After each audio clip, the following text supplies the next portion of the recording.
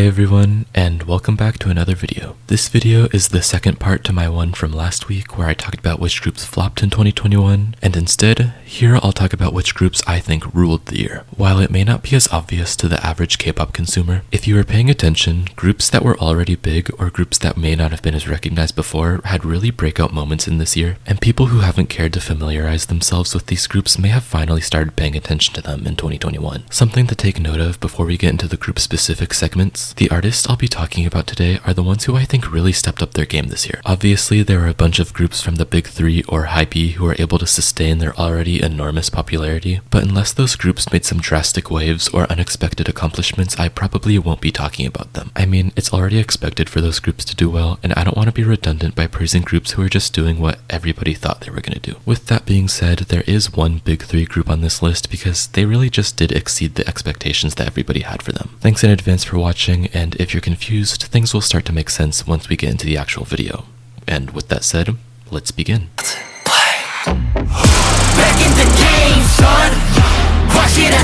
Despite not winning Kingdom, I feel like the Boyz reaped the most benefits from the program. Being one of few boy groups who's able to consistently show up on the Korean charts, the Boyz have truly blown up in popularity, with many people saying that they're the 5th most popular boy group in Korea right now, right under EXO, 17, BTS, and NCT. And even though the group has amazing support from the general public, their fandom is nothing to laugh at either. Nearly doubling their album sales from last year, the Boyz have been able to snag music show win after music show win, even achieving their first win on Inkigaya, which is undeniably the most prestigious and hard to win music show. Just now entering their 5th year of activity in 2022, the Boyz have genuinely established themselves as one of the faces of K-pop. Not just in 4th gen either, in the entirety of the genre.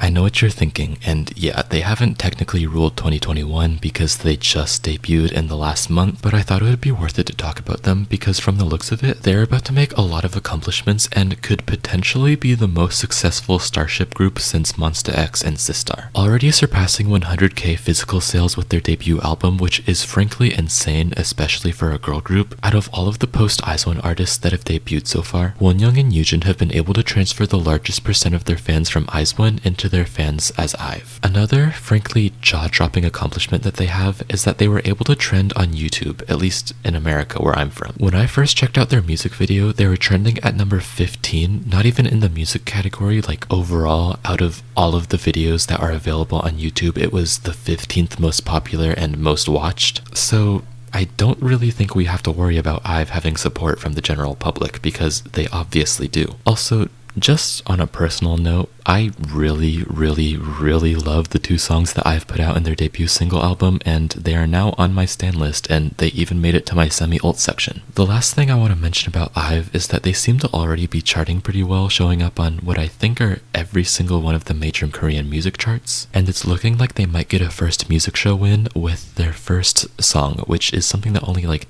I-dle and Aespa have been able to do recently. And speaking of Aespa, let's get into our next section. I'm on the next level.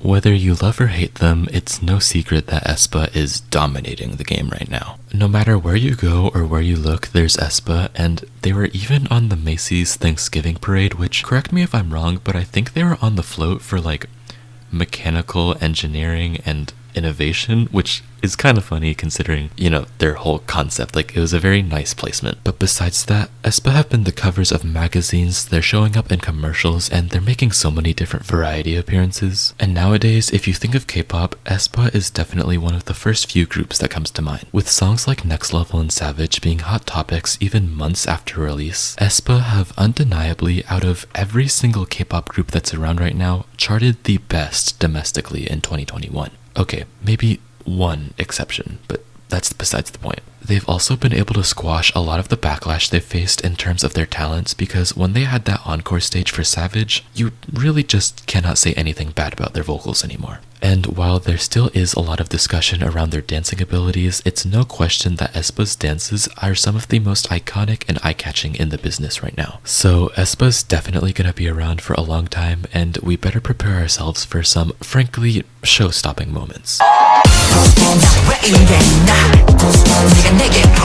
I don't think a lot of people know who ONF are, especially internationally, but domestically, yeah, they're famous. Being one of, if not the only group that had 4 Korean comebacks this year, before entering their enlistment period, ONF really did go out with a bang. On an objective note, their first 3 Korean titles were able to chart pretty well and all made it into the Gaon top 50, and it looks like their 4th is going to do the same. And on a subjective note, every single one of their albums that they released this year were some of my favorites in the entirety of K-pop, and at least for me, they've really solidified themselves as one of, if not the best 3rd gen discography in the entire scene. They were also able to make a bunch of really amazing achievements, such as winning the Hot Trend Male Idol Group Award at the 2021 Korean Brand of the Year Awards. And in their 5th year of activity, they were finally able to get their first music show win. As I said before, all 5 Korean members of the group are enlisting into the military at the end of this year, which is super sad, but on the bright side, they were really able to establish a strong and supportive fandom, which I am included in, and once they do come back, they'll have a lot of open arms to welcome them.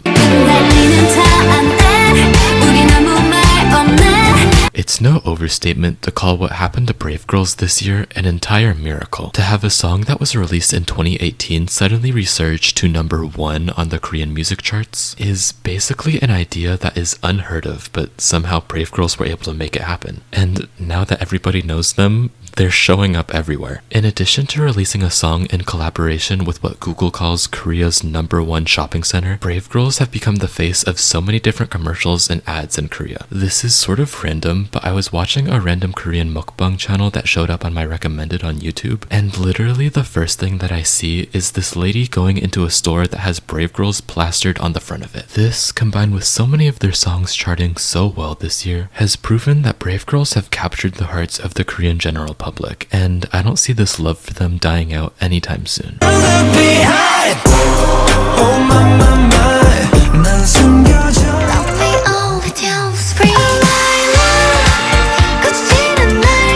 I thought I'd lump these two together because Kang Daniel and IU have really solidified themselves as the top male and female solo artists in Korea. With Kang Daniel's 2 singles Paranoia and Antidote hitting #2 and #1 on the Gaon music charts, and all of IU's singles hitting #1, even the one that she didn't promote on music shows or anything, I think it's safe to say that almost everybody loves these two. With IU's variety show IU's Palette garnering millions of views every single episode, and Kang Daniel being the host of arguably the most popular survival show this year, IU and Kang Daniel are truly the top dogs, and I don't think anybody's gonna come close to topping them anytime soon. I think you're really cool. StayC is the prime definition of a monster rookie group, with their songs So Bad, Stereotype, and especially ASAP creating some of the most popular TikTok trends in the world. Even if you're not into K-pop, you've probably seen or heard of this song either because of the TikTok algorithm or because you might have seen somebody dancing to it at school or something. With their concepts and sounds being some of the most refreshing things we've seen from a rookie group in a while, there's little to no reason to dislike StayC, and it's really shown because they just have the hearts of every single K-pop stan. With each new day that passes, somebody recommends StayC to one of their friends and they gain a new fan. And soon we're gonna be able to see them compete with some of the most popular groups that have had years to already establish their popularity. And that concludes this video. Thanks so much for watching, and make sure to let me know what groups you think ruled this year in the comment section below. I'm so excited for next year, and I hope we see a lot of underrated groups rise to the top, such as MCND. Thank you so much for watching, and if you enjoyed the video, consider leaving a like, and if you want to see more from me, consider subscribing. Thanks again, and without further ado, see you next time.